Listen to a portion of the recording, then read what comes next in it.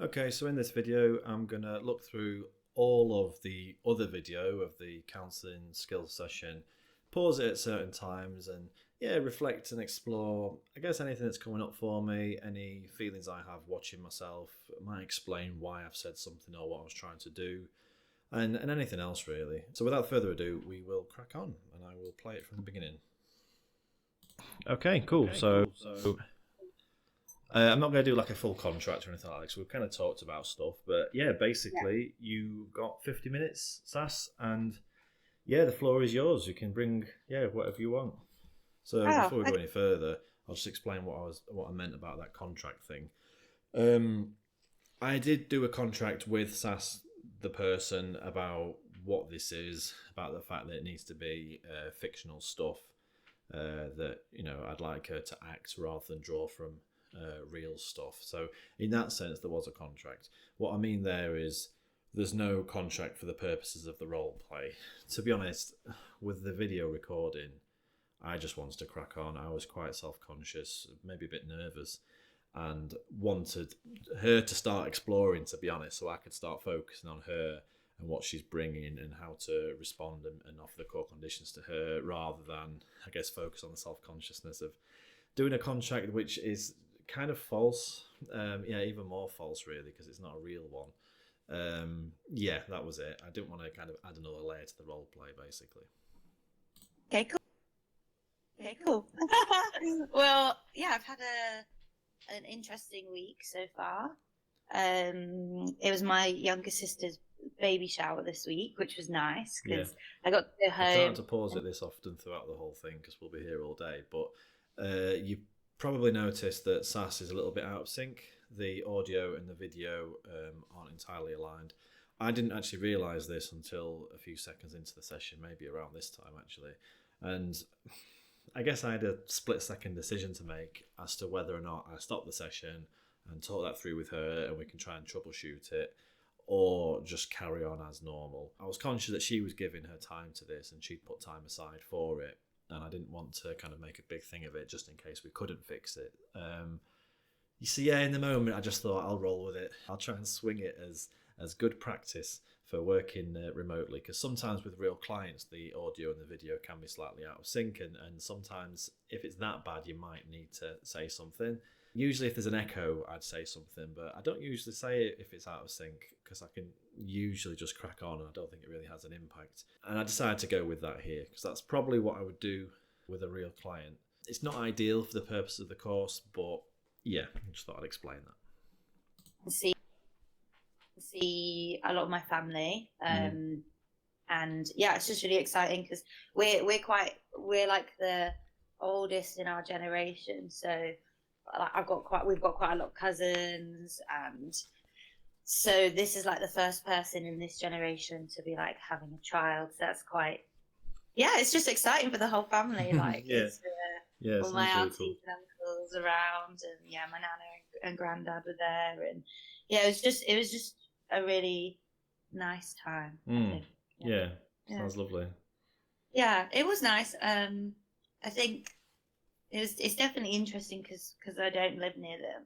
So but going back was nice because it was like a special occasion, but there's a part of me that doesn't really want it to be a special occasion. How do you mean? Well, whenever my younger sister lives in near where all my family are, so they're all about 20-30 minutes away.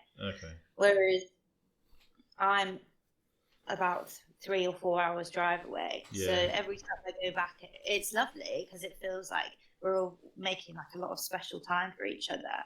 But I don't.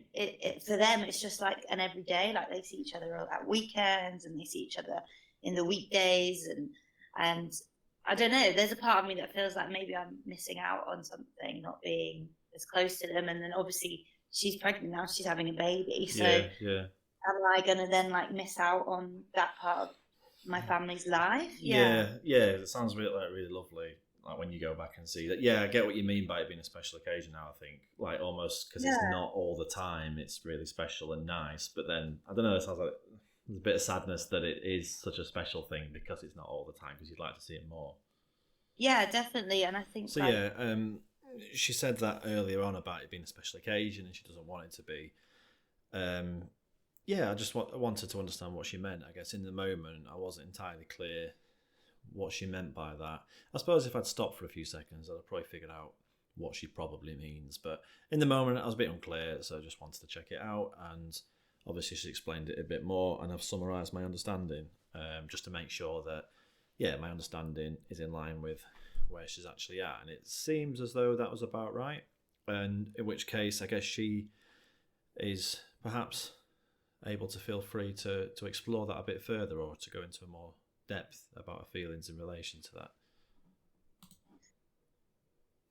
I'm one of a few family members who don't live in the vicinity where all my family do. So I do sometimes feel a little bit separate to them. Mm. Yeah, I don't know. I don't want to ever feel like restricted in like where I'm going and what I'm doing in my life. But there is a part of me that thinks like, would I be happier if I was with my family and like in those circles? Yeah. Or actually am I only thinking that because every time I'm there I have like the nicest time because it's like a special occasion? Mm. And actually if I did live there and I saw them every weekend and every 30 minutes, it wouldn't be as nice and fun because I'm not seeing them all the time. I don't Yeah, know. yeah. If you saw them more often, it might not feel as nice. It'd just become, I don't know, it wouldn't have as much of an impact on you. So Yeah, yeah, and sorry. I guess that like the last like at her baby shower, that's when I really started thinking about it most because like my little sister's having a baby and I'm not going to be there like just to pop in for a cup of tea and to like help her out and like see the baby grow up like all the time.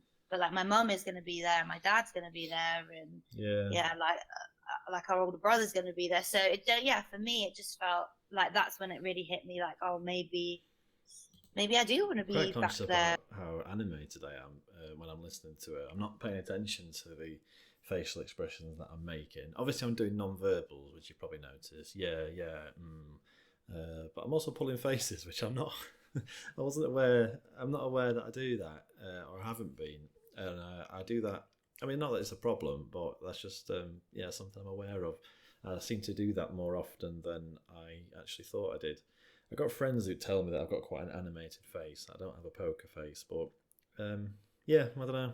That's just what's coming up for me at the moment. That I don't have a poker face, even as a counsellor.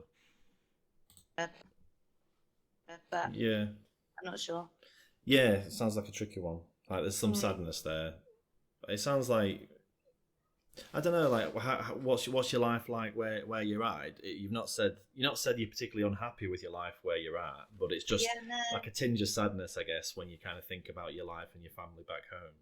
Yeah, I'm not unhappy in my life right now. I mean, I like where I live, and like I'm one of the first people in my family to go to university and to like move out of our like little town, and so that I always feel really proud of. But I guess I'd never really thought before about how that could be like have a negative part of it. Mm, I don't feel like my life is negative. I just feel like it's very different to a lot of my family members, and yeah, like I'm the first one to ever leave that town and go do something, which is like great, and I'm really proud of myself for doing that.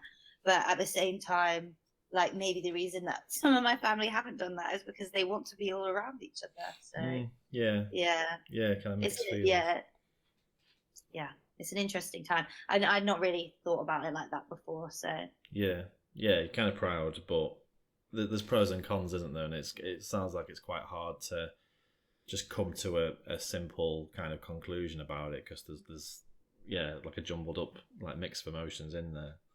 yeah, I think so, and I think mixed up in it as well is that like my So it sister's seems to younger have than me. zoomed out a little bit now.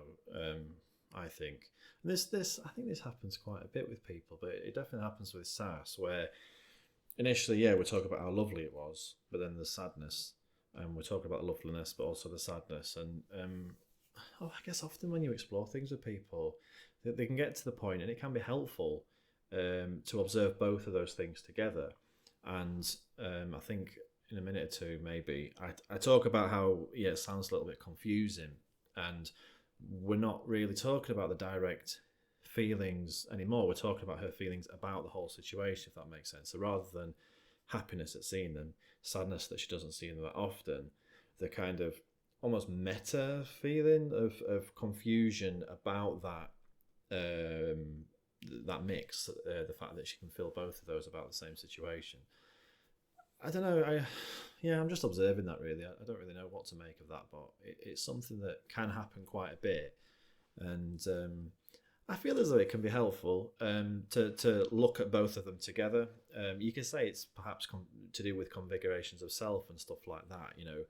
That different configurations feel different ways, perhaps, and you could also say that if she's observing these feelings together, she's observing both of them from another vantage point, which I'm not sure perhaps was a difficult perspective to gain beforehand. I don't know. I'm kind of just throwing things out there at the moment, but I guess the reason I paused it really is it feels like, and certainly as this progresses, we're kind of going to a slightly different place where we're able to observe the mixtures of feelings together and observe them at the same time as well. And she's having this baby now, so I think there's quite a lot of like questions around expectations of what you're supposed to be doing in your lives, and it's quite hard to not compare yourself to people that you're really close with. And like I don't really see having a baby on the future anytime soon, to be honest, just because I don't think it suits where I am in my life right now, or what I want right now. But then there's always that thing in the back of my mind that, oh well, my younger sister's doing it and she's back home, and maybe my family members feel like she is doing the things that kind of like they wanted and expected. Like taking on your own terms. You're fine with where you're at. You're not planning on having a kid anytime soon, but I guess there's like a natural point of comparison with your sisters, and like wondering if I don't know, almost a sense of like if they're doing what's more expected, and I don't know. I'm not sure what that feeling is when you think of that. Yeah, I think it's a little bit of it's difficult because I'm really like happy with myself for the fact that I've gone out and done. I think when I did scan through this video before doing this recording, and there were some ways in which I spoke about that I cringed at. I think that was one of them, but I feel as though that's okay. I'm showing my process, and I'm showing a lot of uncertainty in how I express myself, which personally I don't think is a problem. If you do it too much, then I think it can sound as though you don't really know what you're doing at all. But I certainly don't want to sound too authoritative on what I'm hearing, and when I'm reflecting on what I'm experiencing, or how my understanding is of their experiencing, I don't want to be too authoritative. And so, that sense of almost being with them, exploring with them, alongside them, I don't secretly have all the answers. I'm really kind of alongside you, figuring it out with you. That's how I want to be with them, and that's what I want to portray when I'm expressing that. And I guess I do that there. I'm not sure. I feel as though maybe there can be too much tentativeness for me sometimes, and I think that's kind of come up on this recording. I'll see if I'll pause it again and reflect on that if I'm picking up on that. Different, it sounds like that. Yeah, but maybe I feel I'm worried that like my family are slightly like disappointed in me. I think disappointed is maybe a harsh word, but maybe they're slightly just the expectations. Maybe I haven't reached the expectations in the conventional way and what they thought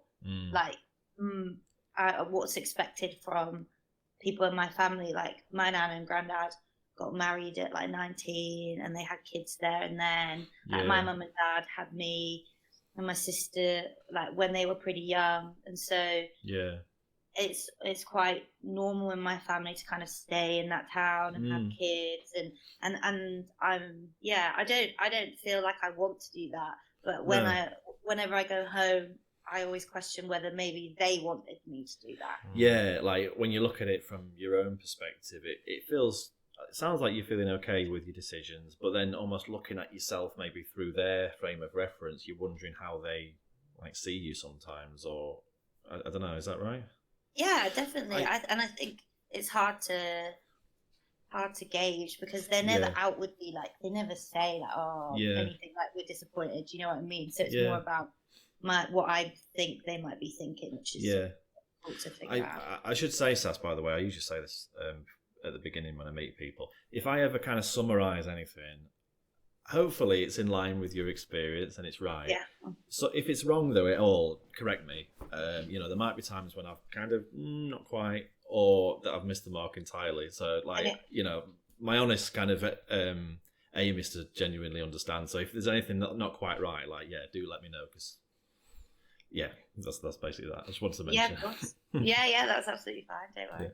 Yeah. All right. So that was a bit clumsy. It feels like I've taken her out of a process to talk about the process and what we're doing together a bit, which is very much at risk of being a little bit jarring, and I'm kind of laughing while I'm watching that. Ideally, I would do that right at the beginning. I do always want to do that at some point though, because I guess I'm always conscious of the power that I have as a therapist and maybe people's understanding of therapy. I don't fully know. I mean, I explained to Sass a lot about the approach and how it works, but I didn't kind of say that specifically. And I'm always conscious with any client, to be honest, that let's say if they're talking about something and I summarize what I've just heard, I'm always conscious that maybe with some clients, they might agree with me, even if I'm completely off, or even if maybe bits of what I'm saying is off.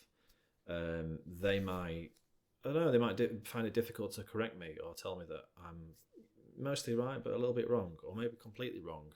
I want them to tell me if I'm completely wrong, and I want to make it clear that I would encourage them to do that. I'm very happy for them to do that. It's better if they do, actually, because if they tell me if I'm wrong, I'm more than able to correct myself. But yeah, it's something about power, I think. Some people might not feel they can correct me. Some people might even kind of internalize things I say. This is what another possibility. I'm not sure if that's likely with Sass, you know, in this role play, but with some clients, I'm very wary that if they see me as some kind of authority figure, then they might start believing what I've said is true because I've said it and I am a professional and I have all the answers and so on. You know, I can explain person-centered quite clearly, but I think culturally that's still a thing. You know, listen to the expert's always right, when actually person-centered kind of flips that on its head. And my attitude is actually the client knows themselves better than I know them. They know what hurts, and I want to listen and I want to explore alongside them. And yeah, I always want to say something along those lines. And I guess when I summarize something just then, or paraphrased or whatever, I kind of really want to invite her, because I don't think I've been clear about it. I want to invite her to correct me if I am wrong on anything, and that was that.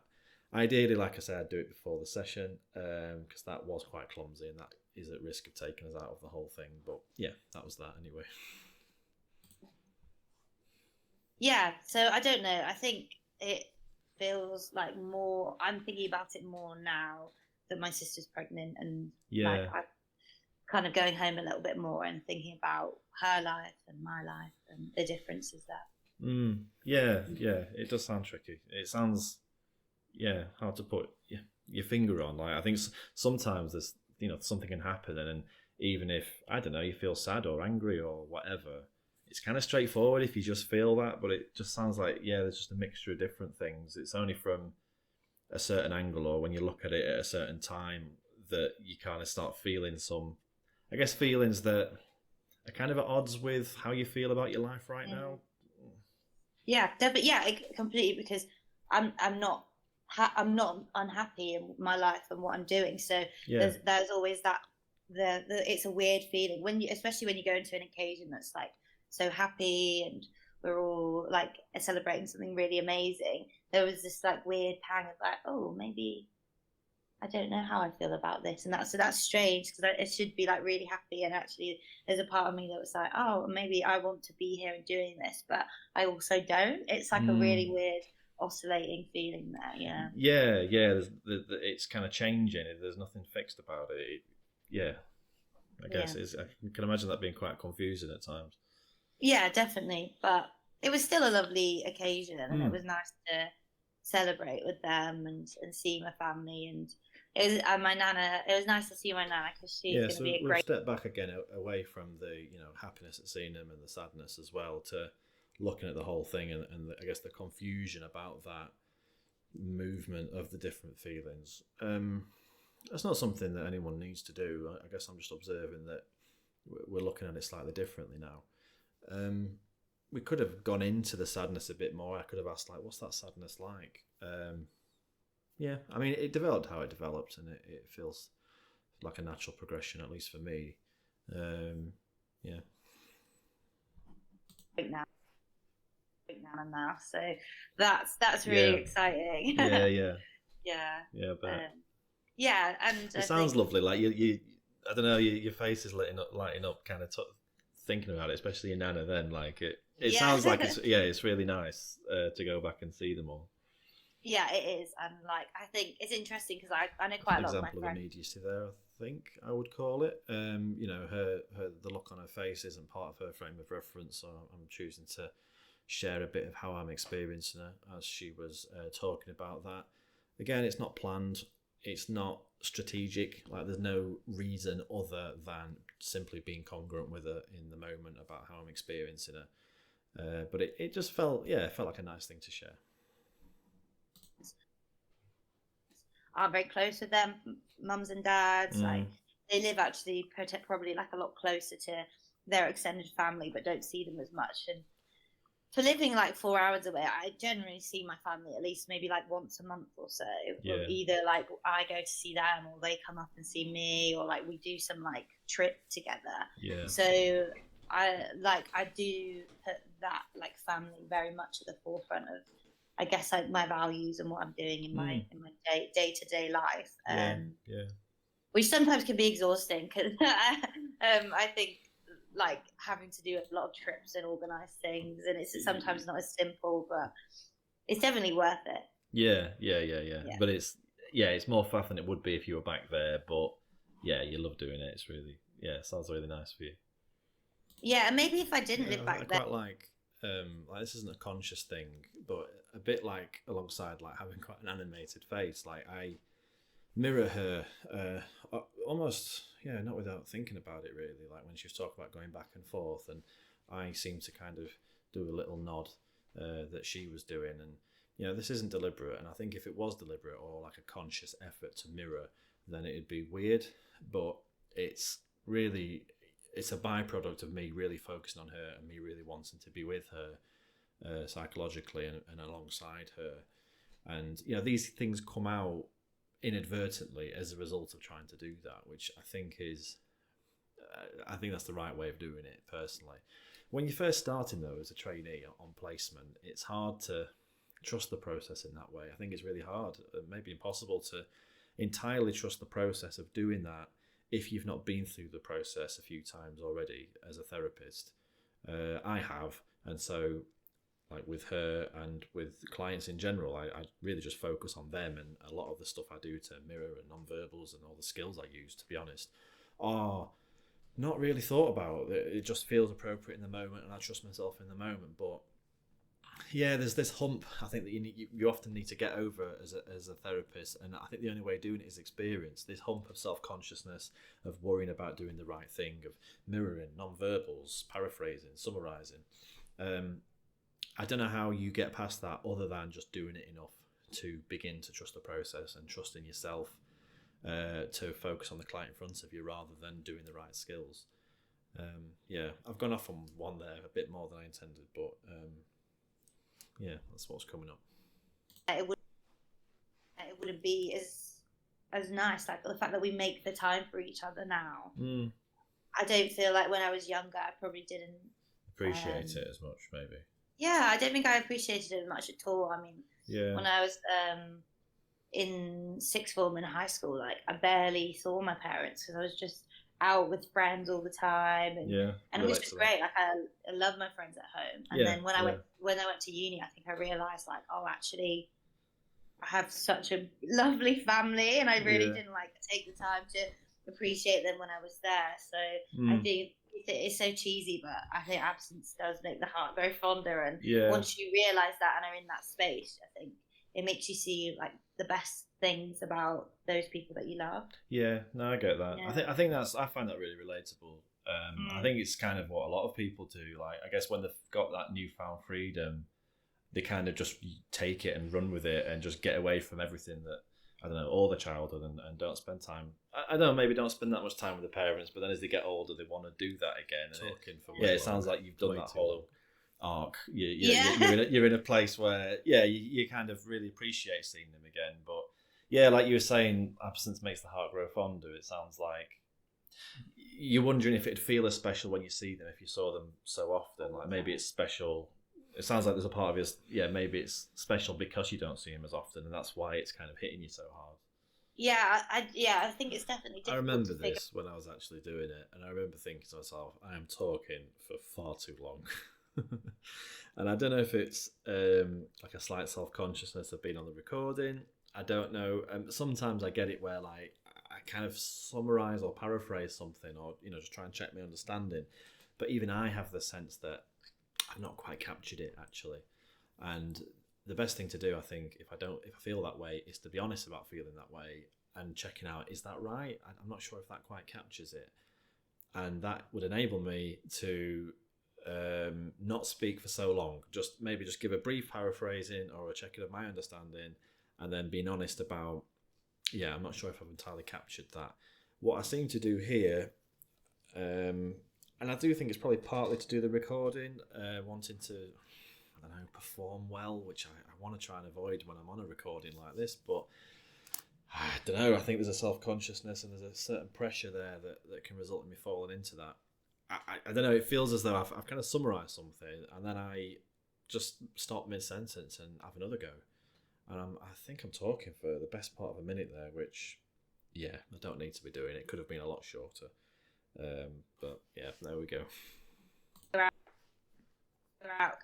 I mean, if I were to think about having a child in the future, I think I'd probably want to be around my family, like living near them. Yeah. But that's a really difficult decision to make, because that would be like not throwing away, but like moving away from where we live now and kind of like my life where I am. But then I think if family is so important and that's like ringing true, then would I want to start a family without having them like directly influencing and being around my life? I don't know. It's quite a big thing to think about that I haven't really thought about before. So it might be like a decision that's on the horizon one day, but it sounds like it's miles off at the moment.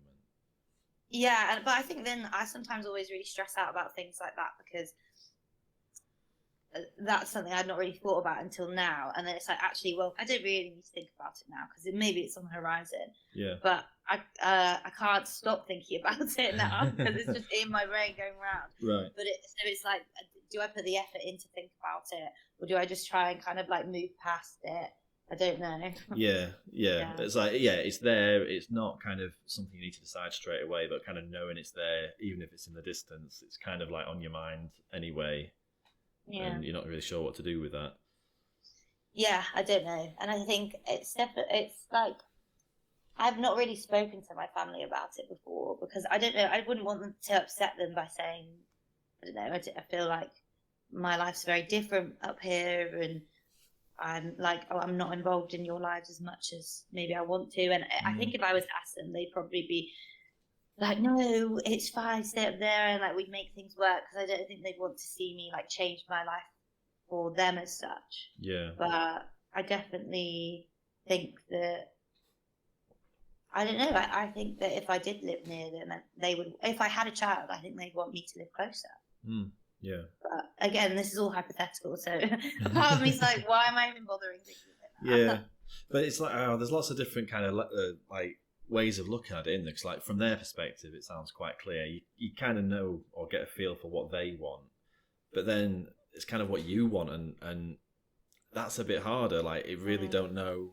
You're really not sure what you're gonna do or what you're gonna want, because I wouldn't want to make the wrong decision and like move back home just because I was like, right, I'm gonna have a family, let me move back to our town and be close to my family, and actually all the other aspects of my life that I love, if they just suddenly go, would that then mean my quality of life is so much lower for just this one thing that I think would have made it better?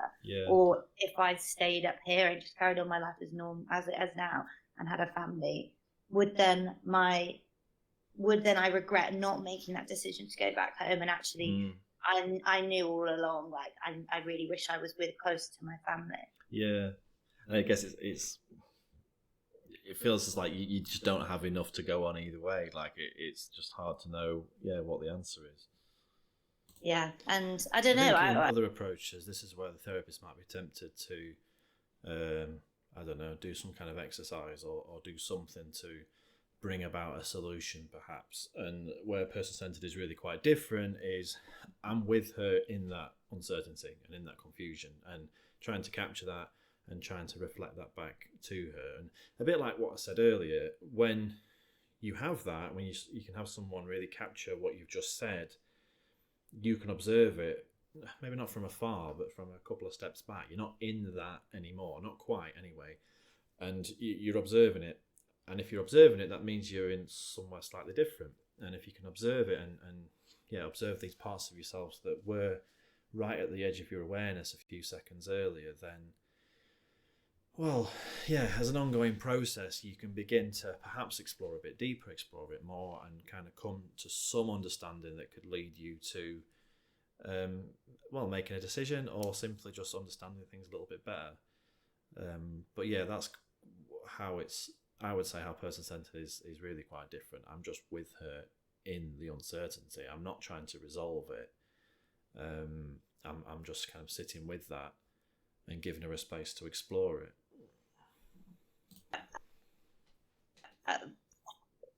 I guess that's the risk that you take with life, and I guess also like it's just coming to terms with if you make a decision, you don't need to. It's not a forever decision. Like it's not cemented. Like if I did decide to do one of those things or the other in 5-10 years time, it doesn't mean that I then can't go, okay, well that's not working, let's do something else. Good point. Like it's not kind of, you don't have to commit to it. You can do one and then just do the other, I guess. If it's not work, Yeah, it's interesting because I guess a lot of like what my family have done through life has been quite, I don't know, I feel like a lot of like my dad's decisions feel cemented. And so I don't really see big decisions as something that you can change quite easily. Yeah, like it's funny, like, the way you were talking about it, almost like at some point in the future, there's this kind of split in the path and you can either go this way or this way. When, I don't know, the way you're talking about it now is, well, I can choose one path, then just switch over later. Like, it's okay. That seems to be where you're at. Yeah, I think I'm trying to... otherness that I'm picking up on now as well, like the sense that, the family tend to make decisions and they are permanent decisions, and there's a sense of, I guess, fixedness or permanence or security maybe in a lot of the family. And I don't know, I'm picking up on a sense of her feeling, a little bit different from that, from a lot of the people in her close family. That's something I could reflect on. I think we do get into it a bit later, but I didn't realise that had been expressed so early. I didn't spot that in the moment, but I think that is certainly being expressed here. That could have been something I'd gently observe, perhaps. Get to that, and I can like maybe more like objectively, I know that I can make a decision and change it. But emotionally, like I feel if I make a decision like that, it's going to completely change the course of my life. And then like if it's the wrong decision, like everything's ruined. And I think, I don't know, a lot of like when I was growing up, my family, I mean, like my parents still live in the house that they bought after they got married, and me and my sister were born in that house, and they haven't moved. And so like they made like very cemented decisions when they were my age, and then haven't changed off that track since then. Like, and I think it's the same for a lot of like my extended family as well. So I think probably a lot of my thinking is like wired in a similar way to them. You've kind of branched off, but you're wondering like, is there some part of me that would really get a lot out of that? Like, are they kind of, am I missing something that they've seen? I don't know, is that right? I'm not sure if that's right. I think maybe that I quite like how I ended that. Is that right? I'm not sure if that's right. I should have done that earlier when I was banging on for a minute trying to capture it. I think there's an uncertainty in how I'm summarising what I'm hearing or paraphrasing or whatever. And I acknowledge that uncertainty. I think that's a lot better. That's coming out, that sense of like slight otherness is coming across a bit more, and I'm picking up on it more now. It's interesting though that I think in the session I picked up on it and I responded to it and we get into it. But in my head, I picked up on it the first time it was expressed. I didn't notice it. I didn't think it had been expressed previously. I just responded the first time I observed it. And yeah, it's interesting looking back, realising that I know actually this was expressed a little bit earlier, but I missed it. That's not to say that there's something wrong with this. I think, my radar was picking up on something else and I responded to that instead. But I think when I've recorded sessions before and watched it back, which I did once as a tutor, it's really interesting to consider that, the things I respond to in the moment, it's not that they're wrong or right. It's not really about that. Like, the things I responded to here, I think I'm all right with. But it's just interesting to consider, given the opportunity to watch it back, there are, I guess, other options. There were other options which only when I watch it back I can pick up on. I think this is an important insight actually, because I think again as a trainee or maybe even as a qualified counsellor, it can be easy to feel like there's a right thing to respond with, a right thing to say to what they're saying, when actually there may be quite a few different options, and that's okay. And as with here, I responded where I didn't quite pick up on what I've observed in this video. I didn't quite pick up on it the first time, but she went into it in more detail. And so I think if something's really bothering someone, they will continue to bring it up. It won't just be a one thing. So I wouldn't worry too much about it, because you're going to miss things anyway. And, if you're worrying about doing that and insisting on absolutely observing everything, you're going to tie yourself up in knots and be less in the process anyway. So it's kind of going to undermine itself. But yeah, I found that quite an interesting thing to, look back on. More like when they kind of make I've never experienced like many of my family members making a decision and then changing it. So like we've never moved to a different part of the country and they've never really like changed jobs. Right. And then we've never as like a unit gone, okay, that didn't work, let's do something else. Like my dad's been in the same job for like 15 years. My mum's been a TA for like her entire life. So they're very much like they do one thing and then that's what they're doing for a long while. So the way in which like I guess I think about things, I'm trying not to, but every time I make a decision, I'm always like, well, this is going to change everything, and if I do it, I can't change it because I don't have any experience of that change. I mean, the word like when you talk about your family, the word almost like security is coming up. Like things are kind of staying the same, things are quite secure, but it feels like you've branched off a bit. I don't know what the word is on the other end of this kind of spectrum, but there's a word, I don't know, novelty, exploration or something, but it sounds like you're kind of a bit further on and you've kind of, branched off and just kind of approached, I guess, life so far in a slightly different way. Yeah.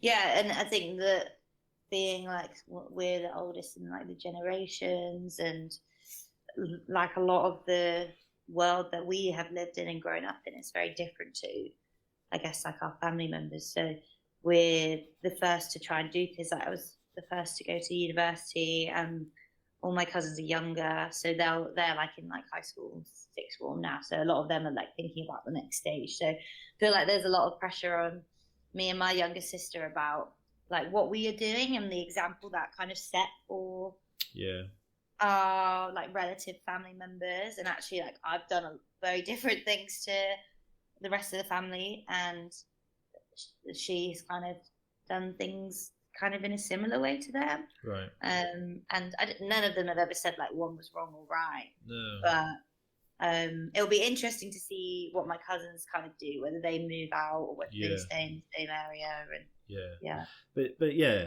and it sounds like you're fine with your decisions, like in their own right. It sounds like you're all right with that. But yeah, like looking at it in the context of your family, there's a bit of, I don't know, a sense of difference, or I want to say otherness. I don't know if that's the right word, but I don't know. You feel a little bit separate in that way from them. Yeah. Yeah.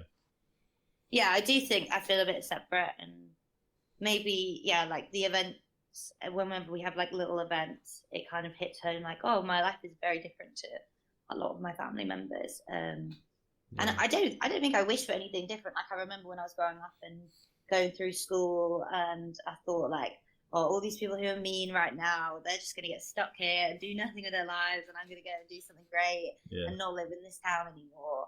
And like, I remember thinking that, and like, it has happened, but it's almost like, oh, maybe the thing that I thought was so negative, staying in our town and growing up with your family, isn't so bad actually. I don't know. Yeah. But I guess you're questioning, aren't you? You're wondering, like, because it sounds like when you were a kid, it very much was like, that was bad. You want to get away. You want to go and do other things. It definitely was. I think, like, I think if you want to bring in theory, you could talk about conditions of worth. You could talk about, I think, again, like I said in previous videos, configurations of self, I think, for me anyway, are a lot more helpful to think about. They're a lot more practical.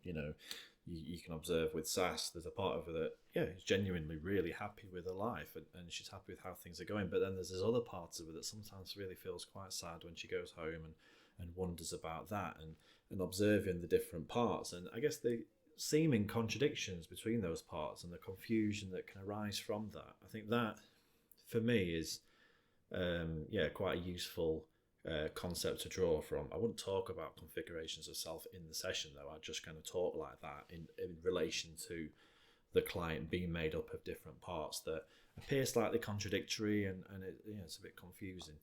You can draw in stuff like conditions of worth. I don't know. I find that a bit more difficult and potentially problematic, though.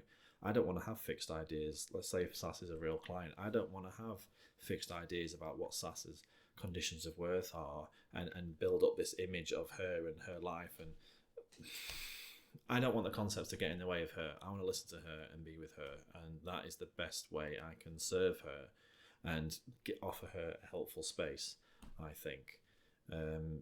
Very conscious of concepts and our need for certainty and our discomfort as professionals with uncertainty and being with the person, because that, the uncertainty that arises from simply listening to the person in front of you, I'm very conscious of us filling up that uncertainty and having potentially dogmatic ideas about someone. So this is kind of what I've talked about in the theory module, about the importance of not letting concepts get in the way of the person in front of us.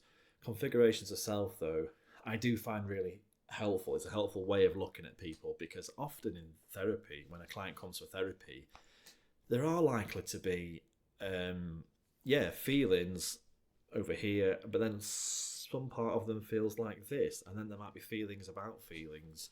Is this appropriate? I shouldn't feel like that. I want to push that away. And in practice, just be with all the different feelings, be with all the different parts, and observe them, and help the person observe them and be with them and accept them, and so on. That's the best way of going about it. I'm rambling on anyway. Let's carry on. It was quite a small town, and people knew each other, and it was just, I guess, a sense of like being able to do something without preconceptions of like what you're expected to do, and like where you live, and what that means for you. Freedom in that, I suppose, isn't there? Just do something different. And I love the fact that I've gone and done that. But now I'm getting older, I think it's interesting that I'm kind of circling back to what is it actually that we want in life, really. And but I want a dog, so that's next on the list. I know that. It's interesting, isn't it, how things can change, or certainties that you had at one point feel a bit different now. And that's not to say that you will make any different, like, drastic decisions or anything, but I don't know, there's more questions now, I guess, about what that attitude about staying home. Yeah, and and I don't feel like, I don't know. I don't think I'd ever be able to like discuss this with my family. I don't know. I don't feel like I'd sit down with my mum and talk to her about this stuff. Like, Right. I don't, or like my aunties or anything, because I'd be nervous that I'd either be like pressuring them to say like it's fine, do your own thing, when actually they didn't feel like that, or they'd say something that would make me feel pressured to do something that, like, to come home and actually like, oh, love you to be back home. Like, of course we want that if you had a child. And actually, like, if I heard that from my mum or my auntie, that might then like change how I think about things. So that, maybe that's why I haven't really discussed it with them. Yeah, because they might well kind of influence you quite a bit if they talk about how much they love you to come back and so on. Yeah, and I don't want to resent them for that. I don't want to feel like annoyed that they told me that, and actually like, well, where my life's at, I can't come back and do that, and I don't want to come back and do that. But actually knowing that they want me to makes it feel a bit rubbish. Yeah, but you want it. It sounds like it's really important to you. If you were to do that, it's really important for it to be your decision. That's what I'm hearing there. Yeah, I want it to be like, I've come to that decision and I know that that's right for me. And just maybe come to terms with, like, I might make the decision and it not be right, and that's okay. But because it's okay to change things and try something and actually go, this is fine. But again, like, it's probably really far in the future and I'm already just like freaking out over it. So I think Sass is quite aware, like, emotionally of what's going on. Like, she's aware of experiencing maybe pressure. I don't think pressure's the right word, but like, the experience, it might not be pressure given by the family, but she's experiencing some kind of pressure to kind of get in line in a certain kind of way. But she's aware of that. She's able to talk about that, and I guess this observation about her, well, I can always change my mind. You know, sounds quite countercultural to, you know, what's usually done within the family, where, you know, people are kind of just things a bit more permanent, I suppose, and people don't tend to change their mind and go off in different directions. But with other clients, that may well be a really big thing. Like, there might be a really kind of deeply held value about making mistakes. I cannot make a mistake, I can't do it. And I guess with another person who might talk like that, we'd explore that discomfort and would go into that. It feels like Sass is like aware of that as being a bit of a pressure from the family side of things, but is kind of able to separate that off from, she seems to just be aware of that as a message that she's receiving, or that she's kind of picking up on in how other people go about things. But she's able to kind of put that to one side, so we don't really need to get into that here. I see it as something that, not as much depth to think about. I mean, we are a little bit, but that sounds of it. I think so, but we'll see. But other than that, I was working this week other than that, and that was okay. I mean, I should say, it doesn't have to be 50 minutes. I mean, I've given it 50 minutes. I don't mind. That's the length of a session. I mean, we could get into something else if you want to, or, I mean, it's you know, I offer 50 minutes, so it's there. It's yours if you want it. It's up to you. Yeah. Well, I might pause this here just so this video isn't too long, and I'll split it into two. It's quite handy. I don't know if it was deliberate on her part that she did split the two subjects that she talked about almost into half, and talked for the first half about one thing and the second half about another. So that gives me quite a nice line to stop. It's been interesting watching this back. I feel like I've rambled a bit whilst pausing, but I hope it's been helpful so far, and I'll do the next one.